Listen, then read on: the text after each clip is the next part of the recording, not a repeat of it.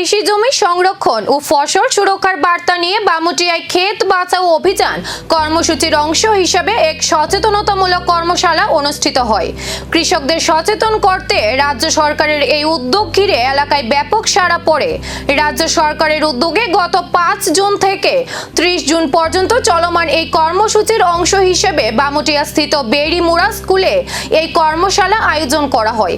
কৃষি জমি সংরক্ষণ, ফসলের সুরক্ষা ও কৃষকদের মধ্যে সচেতনতা বৃদ্ধি ছিল মূল লক্ষ্য। অনুষ্ঠানে প্রধান অতিথি হিসেবে উপস্থিত ছিলেন রাজ্যের মুখ্যমন্ত্রী ডক্টর মানিক সাহা। এছাড়াও উপস্থিত ছিলেন বামুটিয়া কেন্দ্রের বিধায়ক নয়ন সরকার, প্রাক্তন বিধায়ক কৃষ্ণধন দাস, কৃষি দপ্তরের আধিকারিক সহ অন্যান্যরা। কর্মশালায় কৃষি জমি রক্ষা, আধুনিক কৃষি পদ্ধতি ও ফসল সুরক্ষার বিভিন্ন দিক নিয়ে আলোচনা করা হয়। পাশাপাশি সরকারি প্রকল্প ও সুযোগ সুবিধা সম্পর্কেও কৃষকদের অবহিত করা হয়। কমিটি সেটাও যদি করা যায় তো যে যে কথাগুলো আমি বলছি সেটা তখন সম্ভব হবে। মাটি পরীক্ষা, প্রাকৃতিক কৃষি এবং শস্য যে বৈচিত্র্যকরণের উপর সবচেয়ে বেশি এই প্রোগ্রামের মধ্যে জোর দেওয়া হয়েছে।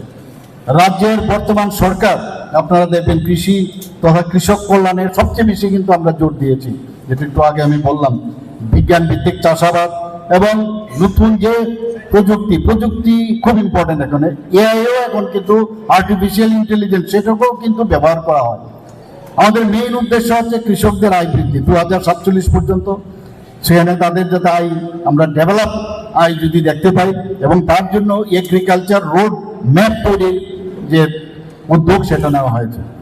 আরও একটি গুরুত্বপূর্ণ বিষয় যে অনেকে আছে ফার্মার রেজিস্ট্রিকরণ, সেটা কিন্তু অনেকে করছেন না। তো অ্যাওয়ারনেসের মাধ্যমে সেটা কৃষকদের কাছে নিয়ে যাওয়া। তো বিভিন্ন যে সুযোগ সুবিধাগুলো আছে সেই সুযোগ সুবিধা যদি আপনার নিতে হয় তাহলে ইউনিক আইডি সেটা যদি আপনার না থাকে তাহলে কিন্তু মুশকিল হবে।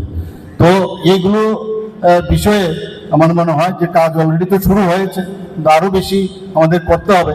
তো ইউনিক আইডি বা ফার্মার রেজিস্ট্রি এখন পর্যন্ত 64,074 জন কৃষক রেজিস্ট্রি হয়েছে। আমি সবার কাছে আবেদন করব, মিডিয়া বন্ধুদের মাধ্যমে আমি সারা ত্রিপুরার সমস্ত কৃষক ভাই বোনদের প্রতি আমি আহ্বান করব যে আপনারা এই ফার্মার্স রেজিস্ট্রি বা ক্ষেত বাঁচানোর এই অভিযানে কৃষকদের কতটা সুরক্ষা ও সমাধান মিলবে তা নিয়েই এখন নজর গোটা কৃষি মহলের।